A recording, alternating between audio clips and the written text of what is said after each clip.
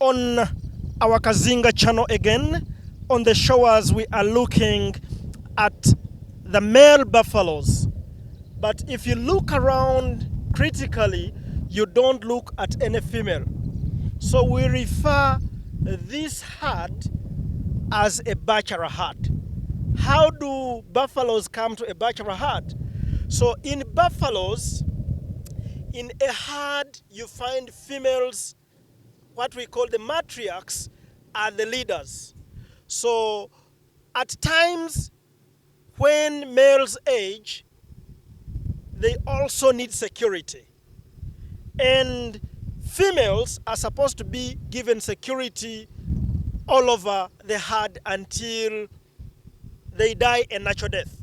So what happens is that when lions come to attack the main herd, and these old males don't give protection to the rest of the herd, then the matriarch starts to doubt the strengths of these male buffaloes. So it commands energetic young males and females, and they chase them to go and become the food for the lions.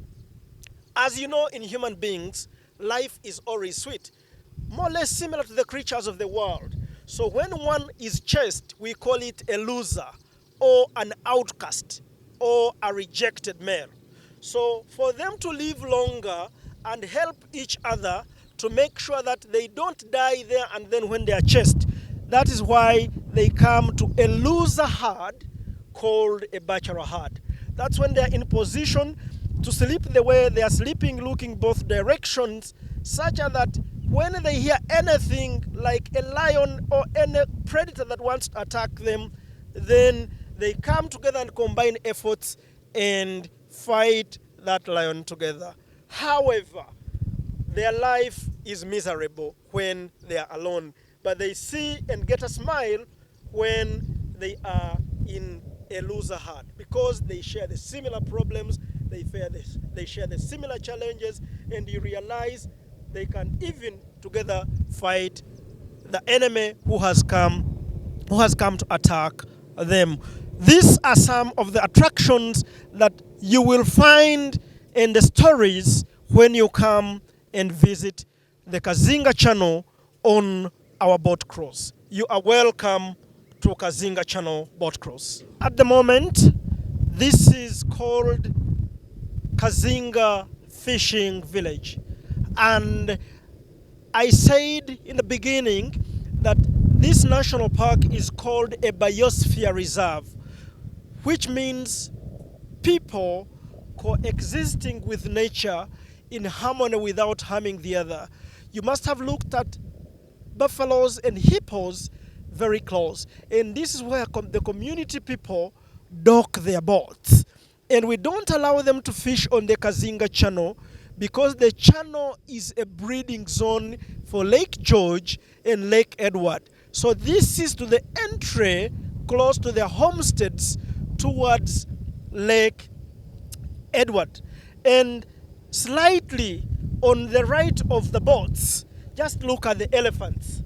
So now, pose a question. Is it not coexistence? If there wouldn't be harmony between the people and the animals, this wouldn't be happening. So this is what Uganda Wildlife Authority does. It is the efforts of Community Conservation Department that people are given capacity in as far as knowledge of animal behavior is concerned. We are meant to teach them how elephants can react, how buffaloes can react, the do's and the don'ts when they are on such a place. And interestingly enough, look at the beauty of the bird sanctuary. Look at the school of hippos. Look at the elephants greeting each other, wrestling, and human beings are busy cleaning their nets for today's evening catch in the night. And if you can furthermore look at many other buffaloes with a big flock of the black birds that look like ducks, and we call them great cormorants. And before the great cormorants, we have big white ones of two species, and we call them the pelicans. And those pelicans are pink-backed pelicans and great white pelicans with gray-headed gulls. It is at the Kazinga channel where you can find such conservation efforts, where people are coexisting with nature, which makes our national park quite unique. You are welcome to Queen Elizabeth National Park, which is the medley of wonders, to look at this interaction of us being called a biosphere reserve.